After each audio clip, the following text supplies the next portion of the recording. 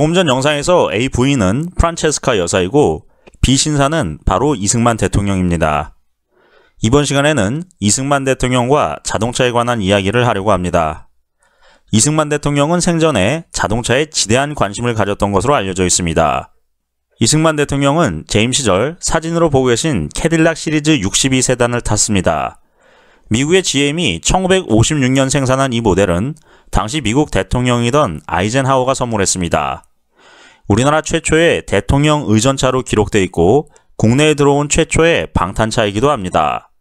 이런 연유로 문화재청은 이 자동차의 역사적 가치를 인정해 2008년 문화재 제396호로 등록했습니다.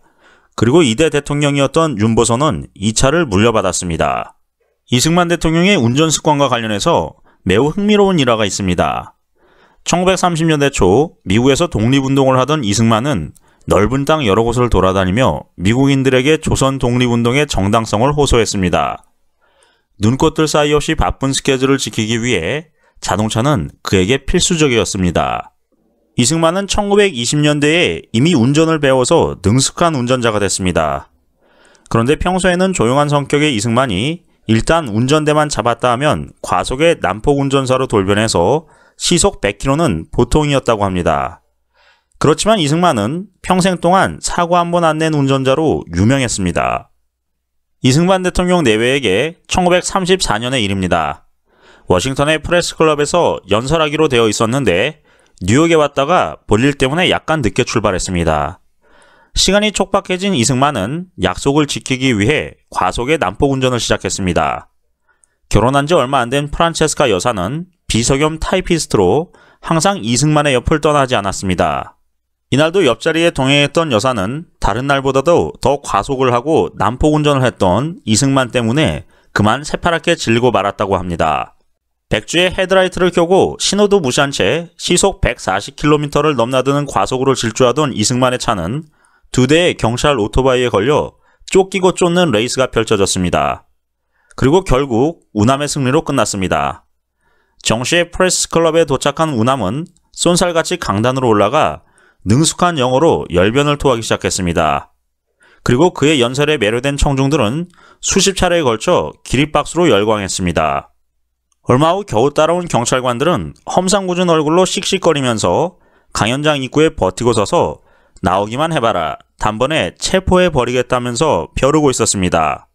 그런데 이 경찰관들도 어느새 이승만의 열변에 말려들어가 자신들도 모르게 그만 박수를 치고 말았습니다. 연설을 끝내고 나오는 이승만에게 두 경찰관은 승리의 V자를 손가락으로 만들어 보이면서 희죽희죽 웃었고, 옆에 따라 나오는 프란체스카 여사의 귀에다 대고는 기동경찰관 20년에 따라잡지 못한 단 한 명의 교통위반자가 있다면 바로 당신의 남편이요, 굿럭 마담 하며 사라졌다고 합니다. 프란체스카 여사는 이승만에게 운전을 배웠지만 남편과는 반대로 얌전하고 비단처럼 운전을 해서 실키 드라이버, 즉 비단 같은 운전자라는 별명을 이승만 대통령이 지어준 이라도 유명합니다. 조국 독립을 위해 동분서주하는 이승만의 바쁜 스케줄을 도와 프란체스카 여사는 1인 사역을 했습니다. 때로는 이승만의 운전사로 비서로, 타이피스트로, 그러면서 주부의 자리를 지키며 평생 동안 이승만의 분신이 되어 헌신적인 내조를 아끼지 않았습니다. 8.15 해방과 더불어 귀국한 이승만은 대통령이 된 후 6.25 전쟁까지 종종 선수 운전을 했었습니다. 이승만은 6.25 전쟁 중 피난민 속에 섞여 내려오는 인민군의 교련 작전으로 우리 국군이 곤경에 처해 있다는 보고를 받았습니다. 이승만은 당시 무초 주한미국 대사를 불러 국군과 미군이 함께 인민군 색출 작업을 벌여야 한다고 주장했습니다. 그러나 무초 대사는 이를 거부했습니다. 당시 화가 머리끝까지 났던 이승만은 내 제안을 수용하지 않으면 가만두지 않겠다면서 큰 소리를 쳤습니다. 그리고 이승만은 흙탕물을 튀기면서 지푸를 몰고 무초 대사를 향해 돌진했습니다. 겁에 질린 무초 대사는 이승만의 요구를 수용을 했습니다. 그리고 이것이 우남 이승만 대통령의 마지막 선수 운전이었다고 합니다.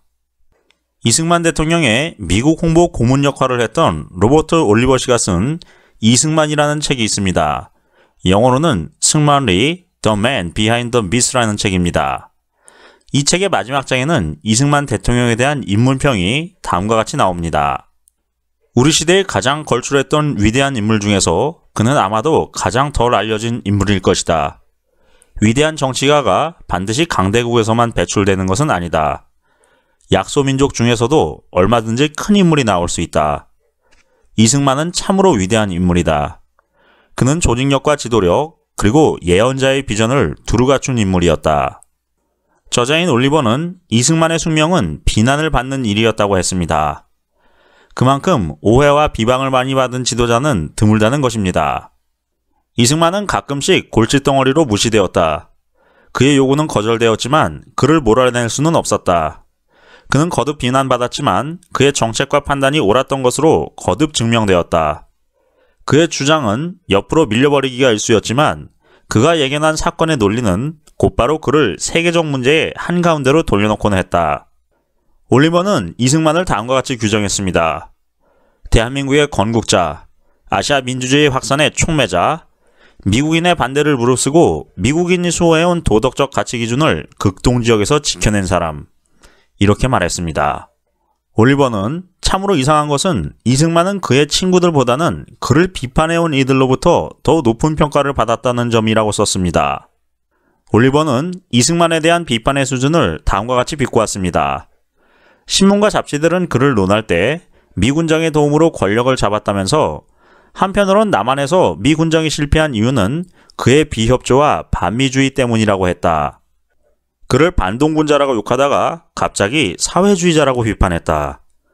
지주와 자본가를 결속시킨다고 욕하다가 갑자기 일반 대중을 선동하여 정치적으로 이용한다고 비방했다. 그가 테러 집단의 독재자처럼 반대파를 용인하지 않는다고 비판한 이들은 이승만이 국회, 언론, 서구식 교육을 받은 정치인과 사업가들의 줄기찬 반발에 직면했던 점은 어떻게 이해할까? 그는 충성 분자들만 관직에 임명했다고 비판받았지만 사실은 강요들과 계속 마찰을 빚었다. 올리버는 이승만의 진면목은 자신의 신념이 세계의 여론이나 최강국의 정책에 정면으로 배치되는 경우에도 자신의 길을 걸어가는 인물이란 점이라고 했습니다. 그는 인기에 영합하는 기회주의자가 아니었기 때문에 모든 사람들이 옳다고 믿는 것조차 개의치 않았다는 것입니다. 이승만은 옳은 방향이라고 마음을 정하면 자기 자신과도 타협하지 않고 비판 여론은 아예 무시를 했다고 합니다. 이승만 대통령은 하루의 시작을 아침 식탁에서 성경 한두 장을 부인과 함께 낭독하는 것이었습니다. 기도는 그에게 마음의 위안을 주고 신앙을 재확인하는 자극제였습니다. 자신이 하는 일이 아무리 거센 비판을 받아도 기도로 자신이 옳다는 확신이 들면 최후의 승리를 믿었던 인물이 바로 이승만 대통령이었습니다. 올리버 씨는 책의 마지막 문단에서 이승만 대통령의 역사적 역할을 다음과 같이 요약했습니다.